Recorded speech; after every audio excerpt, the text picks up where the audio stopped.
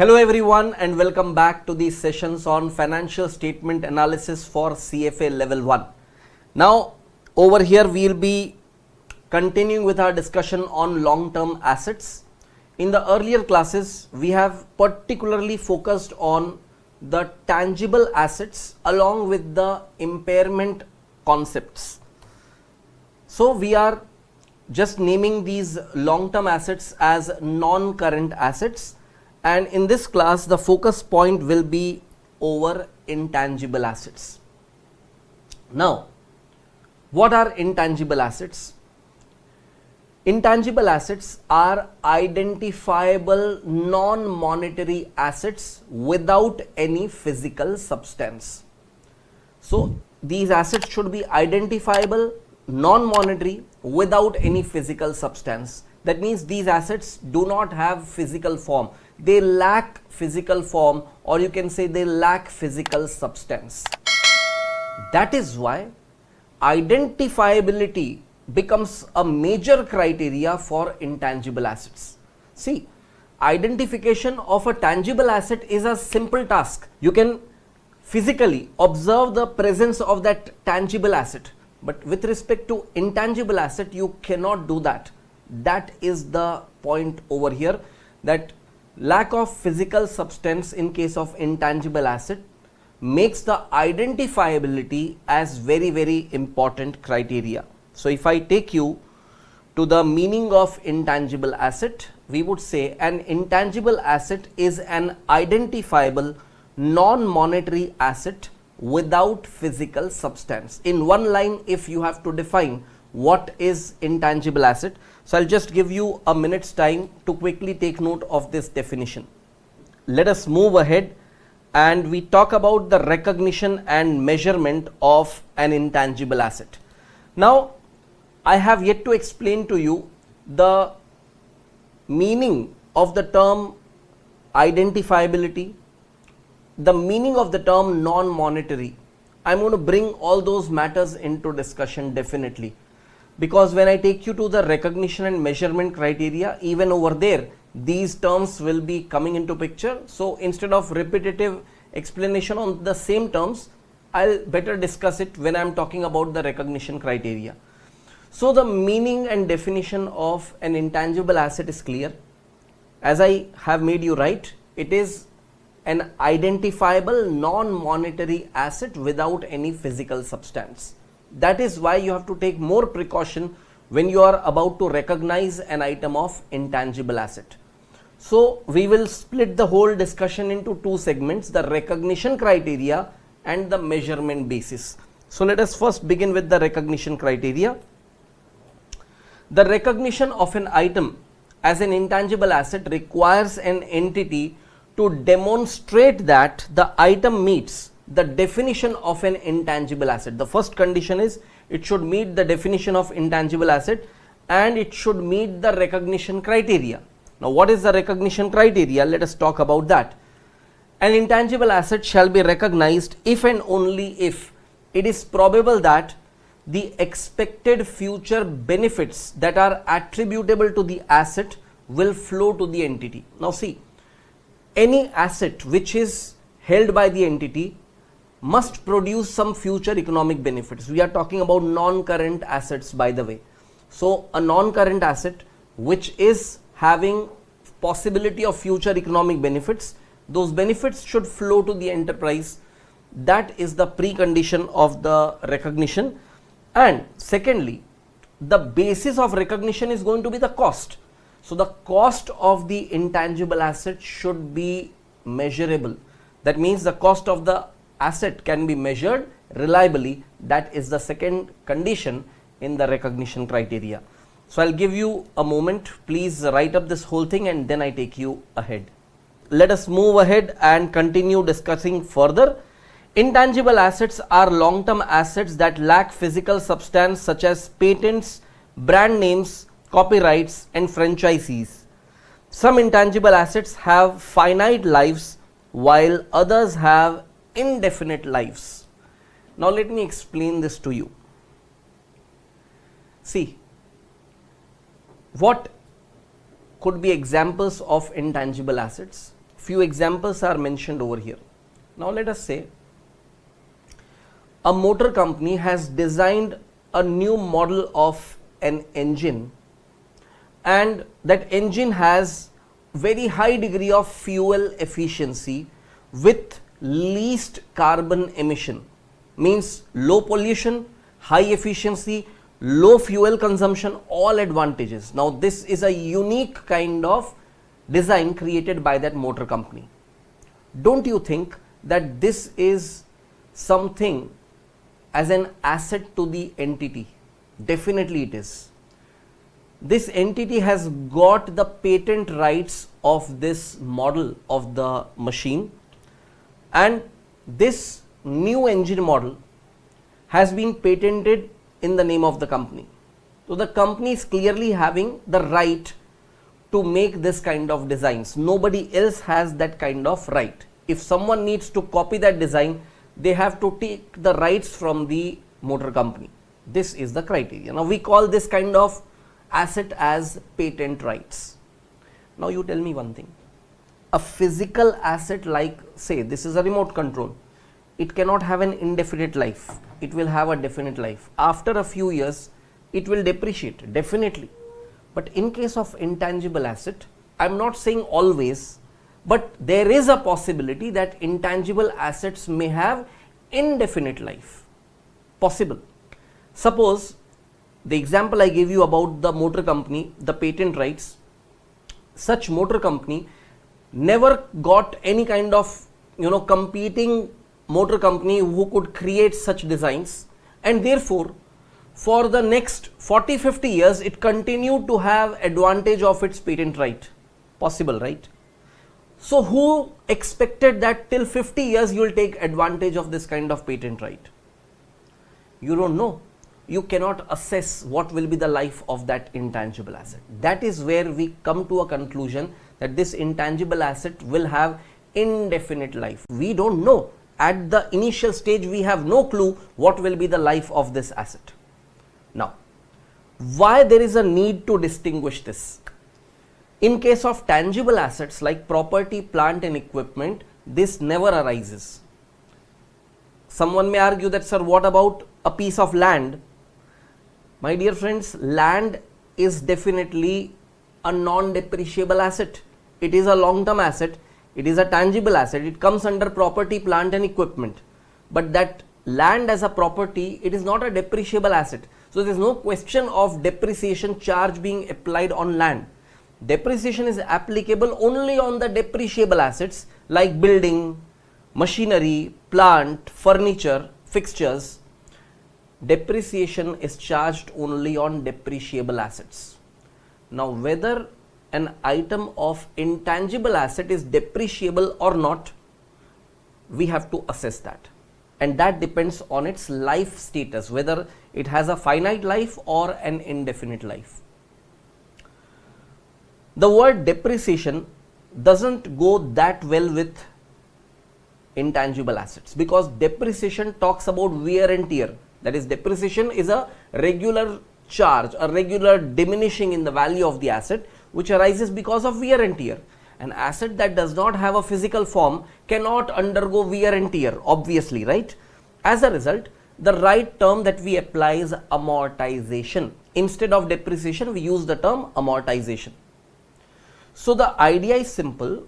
An intangible asset which has a definite life estimate, 5 years, 10 years, 15 years, whatever, we will depreciate its depreciable amount over its useful life, because we know that for certain number of years this asset is going to give benefit.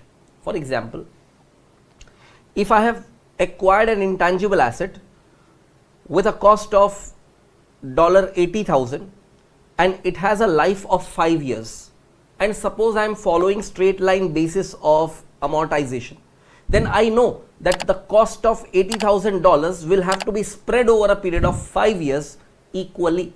So I divide 80,000 by 5 years, annual amortization will be $16,000, matter comes to an end. But if I have acquired an intangible asset where I don't know how long it will live, I don't know how long it will provide future economic benefit, its life is indefinite, then that $80,000 I'll divide with what figure? I don't know. I have no clue. That means such assets cannot be considered for amortization. That is why with respect to all intangible assets, you need to split that category into two parts, into two categories basically. One is those intangible assets which have finite life, those which do not have a finite life, whose life can be considered as indefinite. Now obviously you cannot charge amortization, you cannot amortize an intangible asset which has indefinite life. I give you an example. You have acquired an intangible asset at a cost of $80,000. If it is coming to you with a life of 5 years, you divide 80,000 by 5 years. If it is coming to you with an indefinite life, you cannot define how much will be the annual charge on that. Now what should be done? Should that asset be continued to be carried over at $80,000 only? Answer is no. It will undergo some diminishing in the value, but not by way of depreciation or amortization. It will undergo the loss of impairment. That is why for such assets with indefinite useful life, we have no clue about how much should be the charge on annual basis. So every year these type of assets should be considered for impairment. Every year you will test whether the recoverable amount of this asset and the carrying amount of this asset, are they equal? If carrying amount is found to be greater than its recoverable amount, you will have to reduce the carrying amount to the level of its recoverable amount, and that reduction will be recognized as an impairment loss. We have learned all these things under impairment already. What you need to additionally understand over here is any intangible asset with a finite life will be considered for annual amortization, whereas an intangible asset with an indefinite life will be considered for impairment every year. So let us take the matter ahead in our discussion. So what we were reading was this line: some intangible assets have finite lives while others have indefinite lives. The cost of a finite lived intangible asset is amortized over its useful life. In my example, $80,000 was spread over a period of 5 years as part of its annual amortization. Indefinite lived intangible assets are not amortized, but they are tested for impairment at least annually. Every year you need to carry out a test of impairment, and if impaired, the reduction in the value is recognized in the income statement as a loss in the period in which the impairment is recognized. Let us move ahead and continue discussing further. Intangible assets are also considered either identifiable or unidentifiable. Under IFRS, an identifiable intangible asset must be the following: capable of being separated from the firm or arise from a contractual or legal right, controlled by the firm, expected to provide future economic benefits. In addition, the future economic benefits must be probable and the asset's cost must be reliably measurable. Now all these conditions are basically required for recognition of an intangible asset in your accounting records. Let us try to understand the whole matter in detail. Identifiability is a very important criteria for intangible assets, because the definition of intangible asset itself started with what? An intangible asset is an identifiable non-monetary asset without any physical substance. So it should be identifiable. Now how do you define this identifiability? See, in a simple layman's understanding, I would say identifiability means you are able to identify that yes, this kind of asset is existing.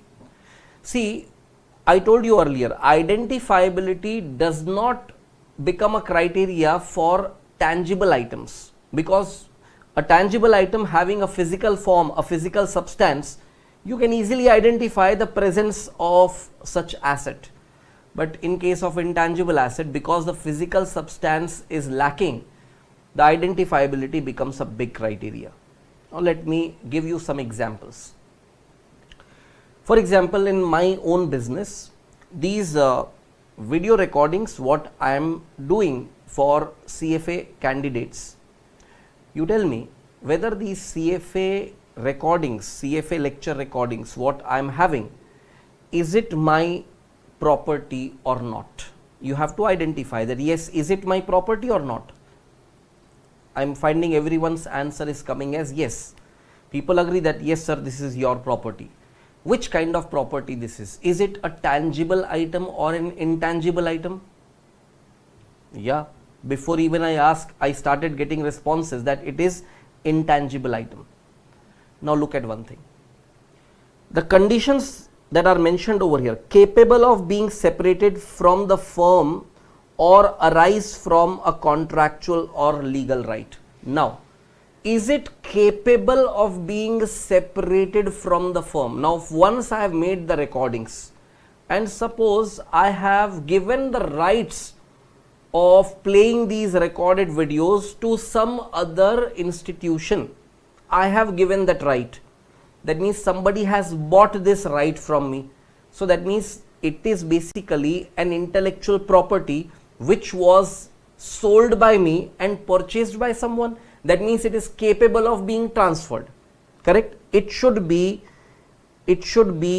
capable of being separated. Then only it can transfer, right? That means if I want, I can encash some value out of this asset. So it should be capable of being separated. So my video recordings, if I provide as an asset to another entity, they have been given rights to play my videos, they would have paid some lump sum price for that and I have given them the right. So it is capable of being separated, or it arises from a contractual or a legal right. For example, when I give a legal right to an entity to play my videos, and suppose that right has been given only for 3 years. So it's a legal right available with that other entity only for 3 years. Second condition, controlled by the firm. Now my video recordings are definitely controlled by me. Whether I upload it for free viewing for anyone on my YouTube channel, whether I provide it as a content specifically to the CFA candidates who are purchasing the video classes, or I play it online for the benefit of the students to view, it is my wish, it is in my control how I use these recordings. And lastly, expected to provide future economic benefits. Today I am making this recording, today I am incurring this cost, but later on this should be capable of providing future economic benefits to me. All these conditions are met in my case, therefore I have all the rights to consider this as an identifiable asset. Now, whether it will be recognized or not recognized, that I am not talking about. Please understand, I am not talking about the recognition of this, I am explaining you the identifiability part of it. Now please understand, when we talk about how an intangible asset came into existence, there can be two possibilities. It was an acquired intangible asset, or the intangible asset was generated internally. My video recordings I did not acquire from elsewhere. These are internally generated. So this will fall in the category of internally generated intangible asset. Now internally generated intangible asset, can it be recognized or not, that we are not talking about right now. I am trying to explain to you one factor. What is that one factor? The meaning of the term identifiability. And I gave you real life example of my own business for you to understand that copyrights of these video recordings are considered as an identifiable asset. In addition, the future economic benefits must be probable and the asset's cost must be reliably measurable. This is where there may be a kind of restriction on recognition of an intangible asset which is developed or generated internally. So internally developed or internally generated intangible assets, they may have a recognition criteria problem, and that is what we are going to discuss in detail after a while. So right now, what my objective was to explain to you what exactly is meant by identifiability, that I have explained to you. Let us now take the matter ahead. You have already written this part of the notes. So moving ahead, we will say an unidentifiable intangible asset is the one that cannot be purchased separately and may have an indefinite life. The most common example of an unidentifiable intangible asset is goodwill. Goodwill is the excess of purchase price over the fair value of the identifiable assets net of liabilities acquired in a business combination. Not all intangible assets are reported on the balance sheet. Accounting for an intangible asset depends on whether the asset was created internally, purchased externally, or obtained as part of a business combination. Let me explain this to you before you start writing any of this content. First of all, once you have understood what is the meaning of identifiable and not identifiable. Now suppose sometimes we find that there is a presence of intangible asset, but we are not able to identify separately from the business, and that is the goodwill of that business.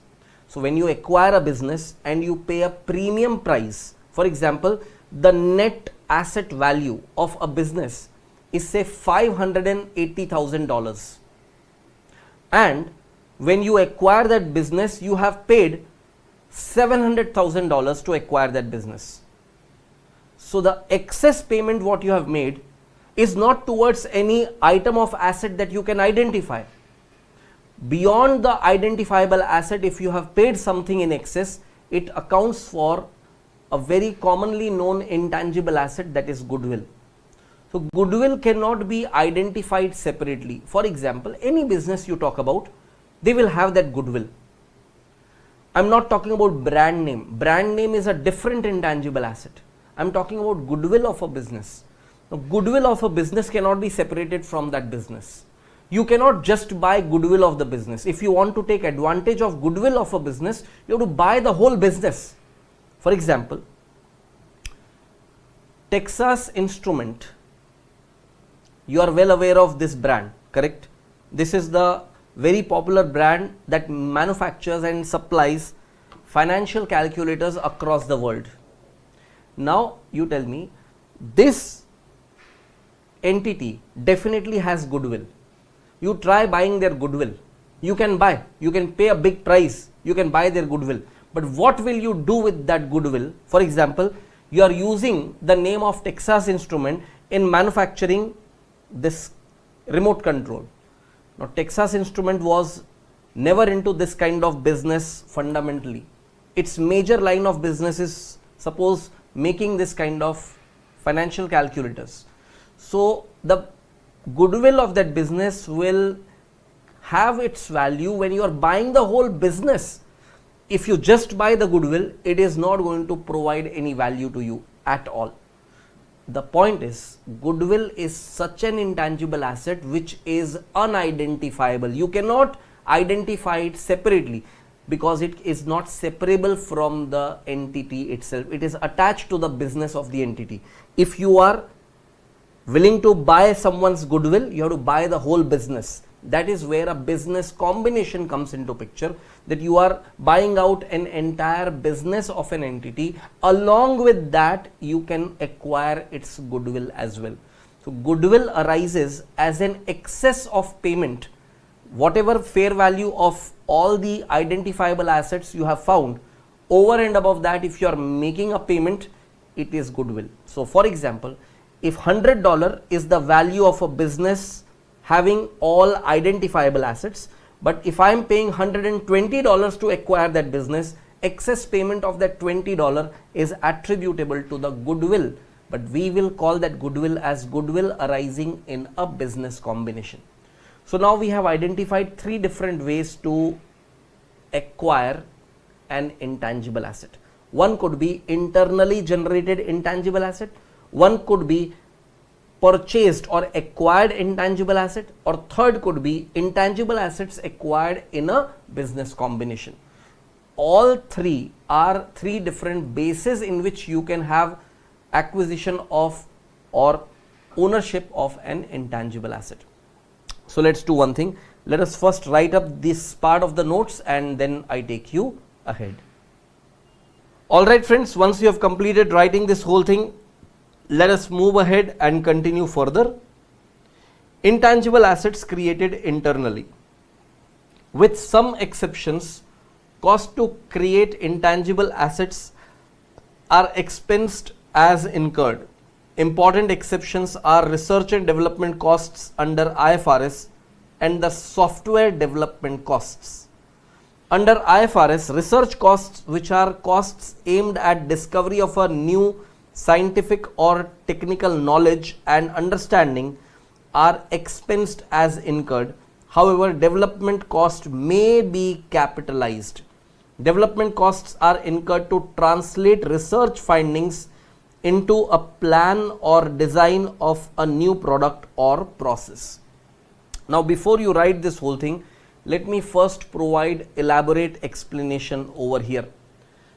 You should understand one simple thing, that when you are talking about internally created intangible assets, not all types of internally created intangible assets someone can recognize.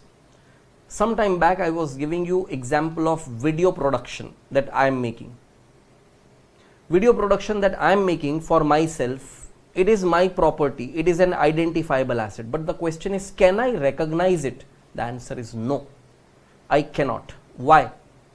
Is it a software that I am developing? The answer is no. Is it something undergoing research and development? No. It is basically a content which is being created. It has value, we are not denying that, but the recognition of this, which is an internally created asset, is prohibited.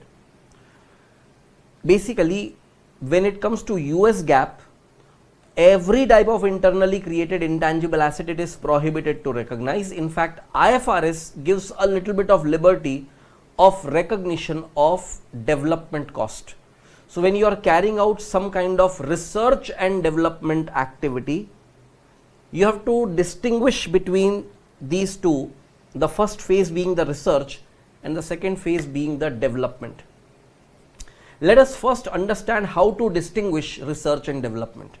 For example, suppose a pharmaceutical company is carrying out a research on finding a cure for some threatening disease like cancer. Now they could come up with some cure, so that was research. Now they have tested that drug over multiple examples and they have found every time they are having that success in their research. So their research is proven to be successful. Up to this part, it was the research phase where you were finding, where you were experimenting whether a solution to a problem is workable or not. So take this point very clearly. Research costs, which are costs aimed at discovery of new scientific or technical knowledge, where you are discovering some scientific or technical knowledge and understanding. You are developing some understanding. Now up to this part, whatever cost you have incurred will be expensed out. You cannot capitalize this. This is not your asset. However, the next phase is the development phase. Now suppose that pharmaceutical company which has experimented that drug for cure of cancer, now definitely it has a big value, right? Now it has decided to develop this product. Now what is development? Product development. The outcome of a research when it is converted into a marketable product. See, you have got some findings. Now you have to manufacture some kind of vaccines or some kind of medicines as a cure, which can be a marketable product. So converting the outcome of the research into a marketable product, that phase is called development phase. cost incurred in the development phase, I am not saying will be capitalized. Look at the language, may be capitalized. And again, this is allowed only under IFRS. US GAAP does not permit that. May be capitalized is written as may be capitalized because IFRS lays down 6 conditions. All 6 conditions needs to be fulfilled. Then and then only the cost incurred at the development phase can be capitalized. If you fail to fulfill any of those conditions, you will have to charge off all the cost incurred as an expense. Again and again I am telling you, we are not denying that you are not creating value. You are creating a valuable asset, but we are not allowing you to recognize that into your records. You have to expense it out. The day you sell it, you will be getting a huge amount of money. If the asset is really valuable, that day you recognize the income. All the cost that you have recognized, one day that cost will be recovered because it is not a loss for you. But we are not allowing this to be identified as an asset in the balance sheet. Just understand one thing, why this kind of restriction? See, shareholders' money is put with a company. Millions of dollars have been invested by small shareholders who could be, low income earners. They have saved their hard earned earnings and maybe they have invested in the share capital of a company. In a pharmaceutical company, they have become a shareholder. And the pharma company, suppose it is allowed to create an intangible asset even out of its research and development cost without any conditions, then the pharmaceutical company can simply manipulate its records, mentioning that, oh, our research is great, it is successful, and they have created an intangible asset. Whereas in reality, that asset does not have any worth. Then what? Because it is an intangible asset, who is going to prove the worth of that? So, unless it is being sold, you are not supposed to identify the benefit. If at all it is under IFRS and you are talking about the research and developmental activity and you are talking about the development phase, 6 conditions laid down over there, all 6 conditions fulfilled, then and then only you are allowed to capitalize the cost incurred at the development phase, so that shareholders should not be fooled.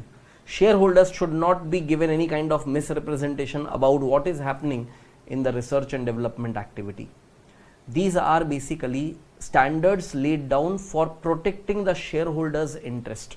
Otherwise, poor shareholders who have invested their money, they will be having some kind of manipulation from the management and they may end up losing their wealth big time. Just to protect the rights of the shareholders, these kind of standards have been laid down so that no entity can create any kind of manipulation in their accounting records. Let us move ahead and continue further. To recognize an intangible asset in development, a firm must show that it can complete the asset and intends to use or sell the completed assets, among other criteria, because what is mentioned over here is not the complete criteria. I told you there are 6 conditions laid down. You need not bother about those 6 conditions. You just need to know that there are certain criteria that you need to fulfill. Under the US GAAP, both research and development costs are generally expensed as incurred. I told you earlier, US GAAP does not permit the capitalization even of the development cost. However, the cost of creating software for sale to others are treated in a manner similar to the treatment of research and development cost under IFRS. Cost incurred to develop software for sale to others are expensed as incurred until the product's technological feasibility has been established, after which the cost of developing a saleable product are capitalized. Let us move ahead and continue further. Cost incurred in developing software for internal use must be expensed until it is probable that the firm will complete the project and use the software as intended. Please try to understand this one very important point. See, a software company may have developed software for sale to others. So just like research and development, until the technical feasibility is demonstrated, it will be treated as if it's a research cost, expense out everything, and when it is the development phase, all the cost can be capitalized subject to fulfillment of those conditions. Now, what if a software company is developing a software for its own internal system? Possible, right? In that case, if that software company is developing that software for their own usage, you have to wait until you can demonstrate that the software will be completed and will be used as planned. When it is demonstrated, thereafter all the cost incurred till end can be capitalized. Cost incurred prior to that will be treated as research expenses and will be expensed out. So, technological feasibility is more difficult to demonstrate than the probability of completing and using the software. Probability of completing, are you capable of completing the software and are you going to use that software, has more of your intention getting involved. But technical feasibility, whether the software is workable or not, that you have to demonstrate mainly. So those aspects, that is why the technical feasibility becomes the criteria. Cost incurred prior to the technical feasibility being proven will be expensed out. Cost incurred after that, only that will be capable of being capitalized. So take a couple of minutes and just note down these important points before I take you ahead. Alright friends, once you have completed writing this much, let us move ahead and now write about purchased intangible assets.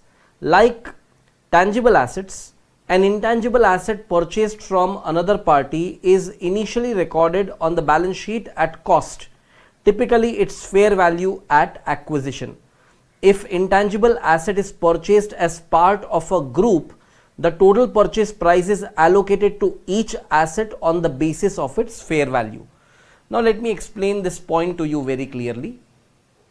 See, if it is an asset, that is intangible asset which is purchased, then the recognition becomes straight and simple, because cost what you have incurred to acquire that from external party, from any other party, can be easily identifiable. So cost is reliably measurable because how much money you have paid for it, it is known. Secondly, this purchased intangible asset, its cost is initially the fair value at the acquisition date. However, if it is not a singular asset that you have acquired, and say you have acquired a cluster of asset, a group of asset, where some assets were tangible assets, some were intangible asset, and you have paid a lump sum price for that. So you have paid the fair value not to a singular asset, you have paid the fair value of the entire group of assets. You can say entire chunk of assets. In that case, how much fair value is attributable to that particular intangible asset, you will have to determine. That is where you have to do it on the basis of its fair value. The purchase price is allocated on the basis of its fair value. So you can identify the fair value of each intangible asset and tangible asset in that lump sum acquisition, and how much will be the fair value attributable to that, and hence how much is the purchase cost attributable to that particular intangible asset. You can find it. For analytical purposes, an analyst is usually more interested in the type of asset acquired rather than the value assigned on the balance sheet. What kind of asset you are acquiring, that is the bigger concern for an analyst. So let us do one thing. Let us first write up this much and then I take you ahead. Let us move ahead and continue further. For example, recently acquired franchise rights may provide insight into firm's future operating performance. In this case, the allocation of cost is not as important. The financial statement effects of capitalizing intangible assets are same as the effects of capitalizing other expenditures. Capitalizing results in higher net income in the first year and lower net income in subsequent years. Similarly, assets, equity and operating cash flows all are higher when the expenditures are capitalized. Alright friends, once you have completed writing this much, let us move ahead and continue further. A company that generates an intangible asset internally will have lower balance sheet assets than a company that purchases its intangibles. This is a very, very important line. Please try to understand this line very well. See, a company has created its own patent. Another company has acquired similar kind of patents from another entity.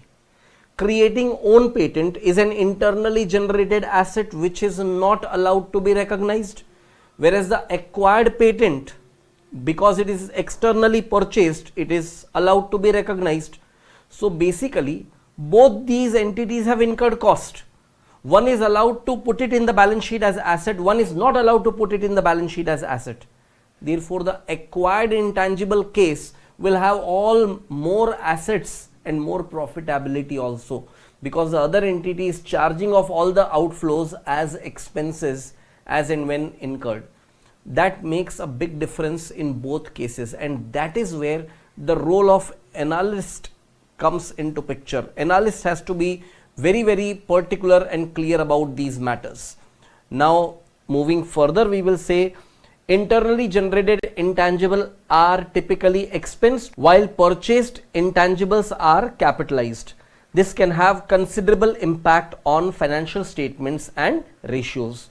Alright friends, once you have completed writing this much, let us move ahead and continue further. Intangible assets obtained in a business combination. The acquisition method is used to account for business combinations. Under the acquisition method, the purchase price is allocated to the identifiable assets and liabilities of the acquired firm on the basis of fair value. This will involve establishing the fair value of any intangibles that the acquired company had internally developed and including them in the balance sheet at the date of acquisition.